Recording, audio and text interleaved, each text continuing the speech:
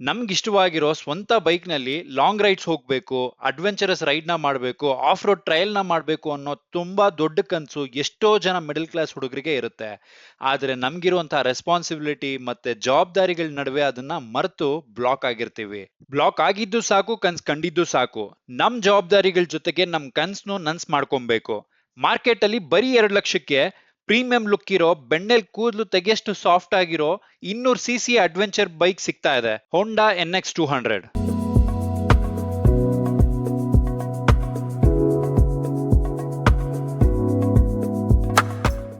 Hi ಎಲ್ರಿಗೂ ನಮಸ್ಕಾರ, ನನ್ನ ಹೆಸರು ರಾಘವೇಂದ್ರ. ಇವತ್ತಿನ ವಿಡಿಯೋದಲ್ಲಿ ನಾನು ರಿವ್ಯೂ ಮಾಡ್ತಿರೋಂಥ ಬೈಕ್ ಹೋಂಡಾ NX 200. ಈ ಬೈಕ್ ನಮ್ಮ ದೇಶದಲ್ಲಿ ಲಾಂಚ್ ಆಗಿದ್ದು 2025 ಫೆಬ್ರವರಿಯಲ್ಲಿ.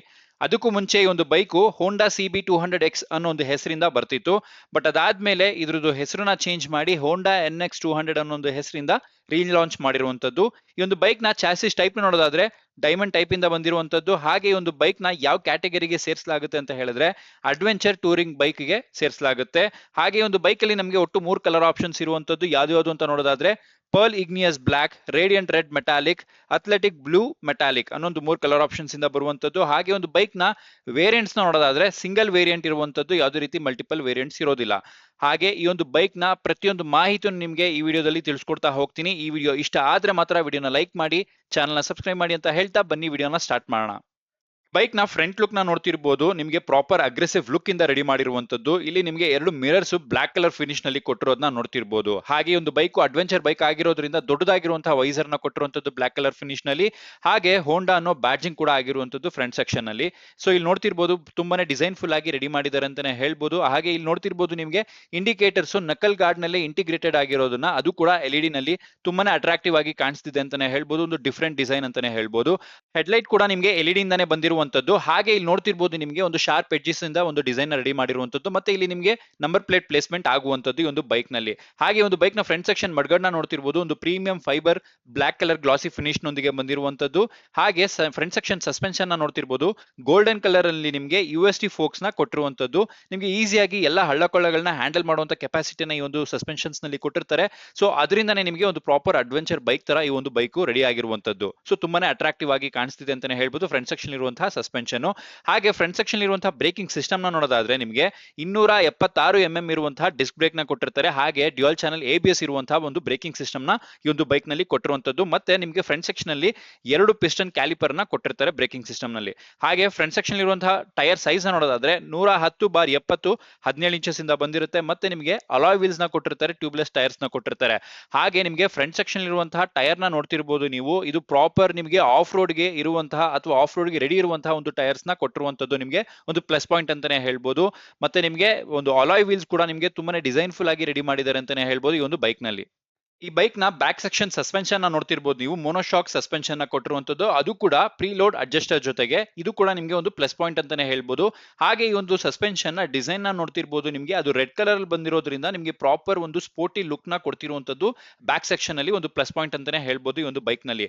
ಬ್ಯಾಕ್ ಸೆಕ್ಷನ್ ಸಸ್ಪೆನ್ಷನ್ ಕೂಡ ತುಂಬಾನೇ ಸ್ಟ್ರಾಂಗ್ ಆಗಿರೋದ್ರಿಂದ ನೀವು ಯಾವುದೇ ರೀತಿ ಆಫ್ ರೋಡಿಂಗ್ ಹೆದರ್ಕೊಳ್ಳೋ ಅವಶ್ಯಕತೆ ಇರೋದಿಲ್ಲ. ಈ ಒಂದು ಬೈಕ್ ನಲ್ಲಿ ಈಸಿಯಾಗಿ ಹ್ಯಾಂಡಲ್ ಮಾಡಬಹುದಾಗಿರುವಂತಹ ಕೆಪಾಸಿಟಿನ ಕೊಟ್ಟಿರ್ತಾರೆ.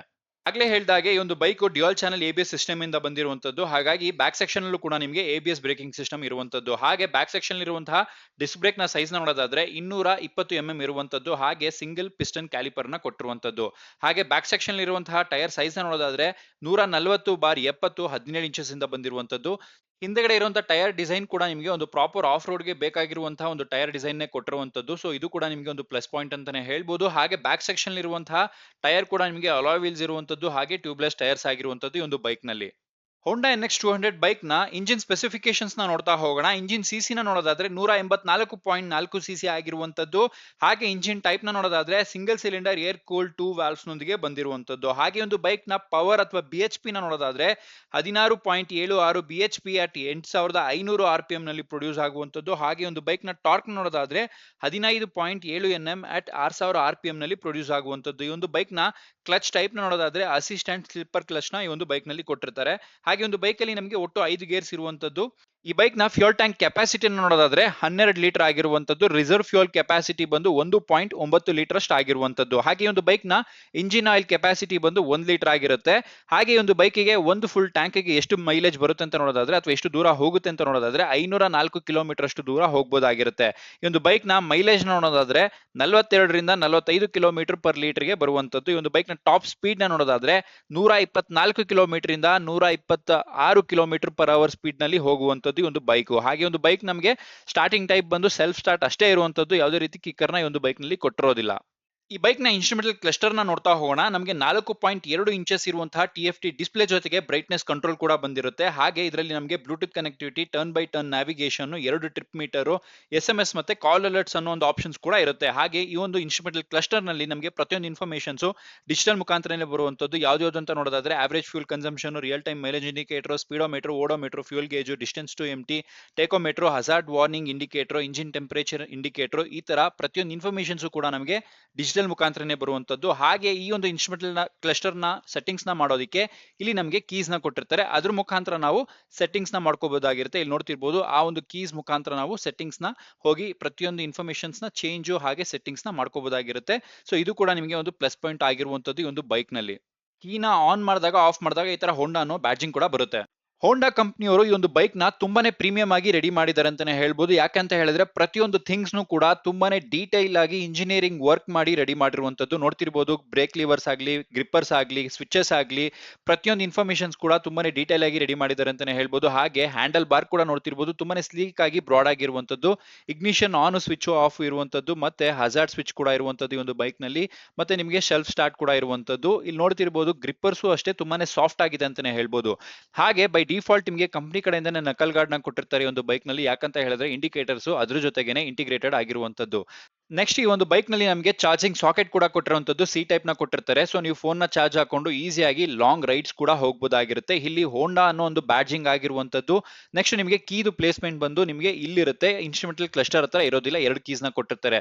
ಸೊ ಇಲ್ಲಿ ನೋಡ್ತಿರ್ಬೋದು ಫ್ಯೂಯಲ್ ಟ್ಯಾಂಕ್ ಡಿಸೈನ್ ಹೇಗಿದೆ ಅನ್ನೋದನ್ನ, ಒಂದು ಪ್ರಾಪರ್ ಅಗ್ರೆಸಿವ್ ಅಡ್ವೆಂಚರ್ ಬೈಕ್ ಗೆ ಹೇಗಿರಬೇಕು ಹಾಗೆ ಒಂದು ಈ ಒಂದು ಟ್ಯಾಂಕ್ ನ ರೆಡಿ ಮಾಡಿರುವಂತದ್ದು ಅಂತಾನೆ ಹೇಳ್ಬೋದು.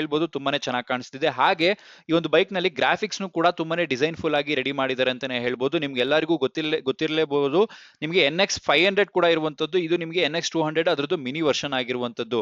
ಸೊ ನಿಮ್ಗೆ ನೋಡ್ತಿರ್ಬೋದು, ನಿಮ್ಗೆ ಕುತ್ಕೊಂಡಾಗ ನಿಮ್ಮ ತೊಡೆಗಳು ಪ್ರಾಪರ್ ಆಗಿ ಅಡ್ಜಸ್ಟ್ ಆಗುವಂತದ್ದು ಈ ಒಂದು ಫ್ಯೂಯಲ್ ಟ್ಯಾಂಕ್ ಗೆ. ಸೊ ನೀವು ತುಂಬಾನೇ ಲಾಂಗ್ ರೈಡ್ ಹೋಯ್ತು ಅಂತ ಹೇಳಿದ್ರು ಕೂಡ ನಿಮ್ಗೆ ಯಾವುದೇ ರೀತಿ ಪ್ರಾಬ್ಲಮ್ ಆಗೋದಿಲ್ಲ. ಇಲ್ಲಿ ಹೋಂಡಾ ಅನ್ನೋ ಒಂದು 3D ಬ್ಯಾಡ್ಜಿಂಗ್ ಕೂಡ ಆಗಿರುವಂತದ್ದು.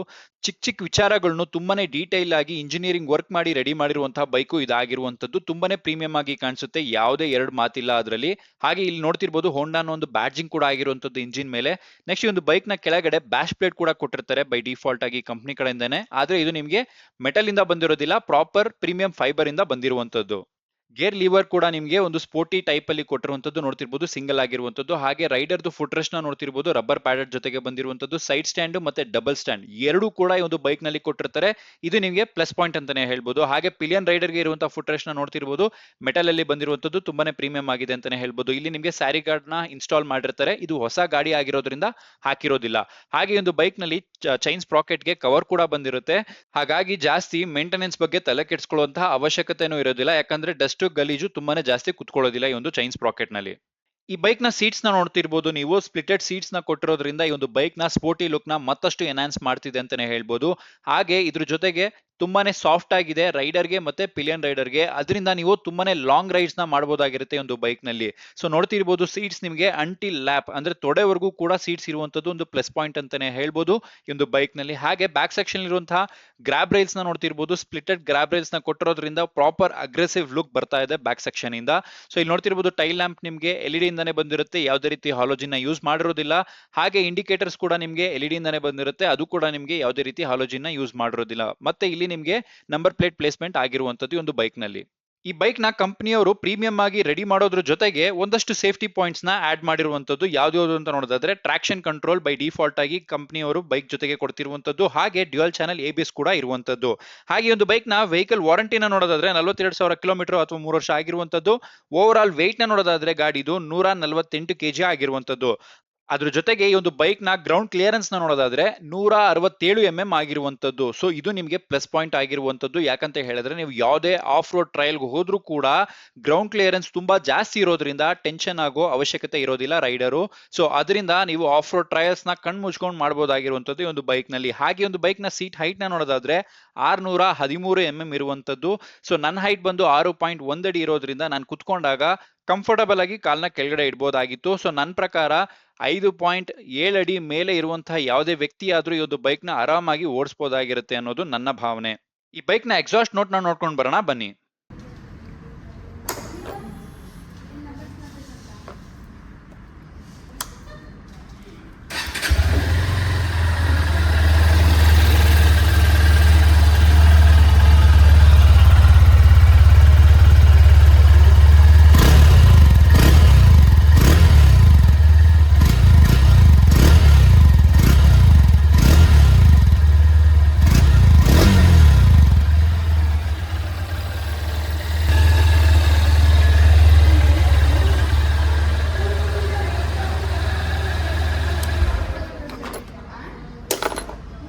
ಈ ಬೈಕ್ ನ ಸರ್ವಿಸ್ ಶೆಡ್ಯೂಲ್ ನ ನೋಡೋದಾದ್ರೆ ಒಟ್ಟು 3 ಫ್ರೀ ಸರ್ವಿಸ್ ಇರುವಂತದ್ದು. ಫಸ್ಟ್ ಸರ್ವಿಸ್ ನಿಮಗೆ 1000 ಕಿಲೋಮೀಟರ್ ಅಥವಾ 30 ದಿನದೊಳಗಡೆ ಆಗಿರುತ್ತೆ. ಎರಡನೇ ಸರ್ವಿಸ್ 6000 ಕಿಲೋಮೀಟರ್ ಅಥವಾ 180 ದಿನದೊಳಗಡೆ ಆಗಿರುತ್ತೆ. ಮೂರನೇ ಸರ್ವಿಸ್ 12000 ಕಿಲೋಮೀಟರ್ ಅಥವಾ 1 ವರ್ಷದೊಳಗಡೆ ಆಗಿರುವಂತದ್ದು. ಹಾಗೆ ಒಂದು ಬೈಕ್ ನ ಆವರೇಜ್ ಮೇಂಟೆನೆನ್ಸ್ ಕಾಸ್ಟ್ ಅಂದ್ರೆ 1 ವರ್ಷಕ್ಕೆ ಎಷ್ಟು ಖರ್ಚು ಬೀಳುತ್ತೆ ಅಂತ ನೋಡೋದಾದ್ರೆ ಒಂದು ಅಂದಾಜು 4000 ರೂಪಾಯಿಂದ 6000 ರೂಪಾಯಿ ಆಗಿರುವಂತದ್ದು. ಹಾಗೆ ಒಂದು ಬೈಕ್ ನ ರೈವಲ್ರಿ ಬೈಕ್ಸ್ ಯಾವ್ದು ಅಂತ ನೋಡೋದಾದ್ರೆ ಹೀರೋ ಎಕ್ಸ್ಪಲ್ಸ್ 200, ಸುಜುಕಿ ವಿಸ್ಟಾಮ್ ಎಸ್ಎಕ್ಸ್, ಟಿವಿಎಸ್ ರೊನಿನ್, ಹೋಂಡಾ ಹಾರ್ನೆಟ್ 2.0 ಈ ಒಂದಷ್ಟು ಬೈಕ್ಸ್ ಈ ಒಂದು ಬೈಕ್ ನ ರೈವಲ್ರಿ ಬೈಕ್ಸ್ ಆಗಿರುವಂತದ್ದು. ಹಾಗೆ ಒಂದು ಬೈಕ್ ನ ಆನ್ ರೋಡ್ ಪ್ರೈಸ್ ನಮ್ಮ ಬೆಂಗಳೂರಿನಲ್ಲಿ ಅಥವಾ ಕರ್ನಾಟಕದಲ್ಲಿ ಎಷ್ಟಿದೆ ಅಂತ ನೋಡೋದಾದ್ರೆ ಎಕ್ಸ್ ಶೋರೂಮ್ ಪ್ರೈಸು 1,59,967 ರೂಪಾಯಿ, ರೋಡ್ ಟ್ಯಾಕ್ಸ್ 32,936 ರೂಪಾಯಿ, ಇನ್ಶೂರೆನ್ಸ್ 11,880 ರೂಪಾಯಿ, ಅದರ್ಸ್ ಅಂತ ಹೇಳಿ 1,665 ರೂಪಾಯಿನ ಚಾರ್ಜ್ ಮಾಡ್ತಿರುವಂತದ್ದು. ಒಟ್ಟು 2,06,448 ರೂಪಾಯಿ ಆನ್ ರೋಡ್ ಪ್ರೈಸ್ ಆಗಿರುವಂತದ್ದು ನಮ್ಮ ಬೆಂಗಳೂರಿನಲ್ಲಿ ಅಥವಾ ಕರ್ನಾಟಕದಲ್ಲಿ. ಹಾಗೆ ಒಂದು ಬೈಕಿಗೆ ಕೆಲವೊಂದಷ್ಟು ಡಿಸ್ಕೌಂಟ್ಸ್ ಕೂಡ ಕೊಡ್ತಿರುವಂತದ್ದು. ಕಾರ್ಪೊರೇಟ್ ಡಿಸ್ಕೌಂಟ್ ಅಂತ ಹೇಳಿ 5,000, ಹಾಗೆ ಒಂದು ಹೆಲ್ಮೆಟ್ ನ ಫ್ರೀ ಆಗಿ ಕೊಡ್ತಿದ್ದಾರೆ ಈ ಒಂದು ಬೈಕ್ಗೆ. ಇನ್ನಷ್ಟು ಸೇಲ್ಸ್ ಬಗ್ಗೆ ಮಾಹಿತಿ ಬೇಕಾಗಿದ್ದಲ್ಲಿ ಮೇಲ್ಗಡೆ ಕಾಣಿಸ್ತಿರುವಂತ ನಂಬರ್ಗೆ ಕಾಂಟ್ಯಾಕ್ಟ್ ಮಾಡಿ, ಅವರು ನಿಮಗೆ ತಿಳಿಸ್ಕೊಡ್ತಾರೆ. ಯಾವುದೇ ಇನ್ಫಾರ್ಮೇಶನ್ಸ್ ಬೇಕಿತ್ತು ಅಂತ ಹೇಳಿದ್ರೆ ನನಗೆ ಕಮೆಂಟ್ ಸೆಕ್ಷನ್ ಅಲ್ಲಿ ತಿಳಿಸಿ, ಅಲ್ಲಿ ಡೀಟೇಲ್ ಆಗಿ ನಿಮಗೆ ತಿಳಿಸ್ಕೊಡ್ತೀನಿ. ಇದಿಷ್ಟು ಹೇಳ್ತಾ ಈ ವಿಡಿಯೋನ ಇಲ್ಲೇ ಮುಗಿಸ್ತಾ ಇದ್ದೀನಿ. ಈ ವಿಡಿಯೋ ಇಷ್ಟ ಆಗಿದ್ರೆ ಮಾತ್ರ ವಿಡಿಯೋನ ಲೈಕ್ ಮಾಡಿ, ಚಾನಲ್ನ ಸಬ್ಸ್ಕ್ರೈಬ್ ಮಾಡಿ ಅಂತ ಹೇಳ್ತಾ ನೆಕ್ಸ್ಟ್ ವಿಡಿಯೋದಲ್ಲಿ ಸಿಗ್ತೀನಿ. Take care, bye bye.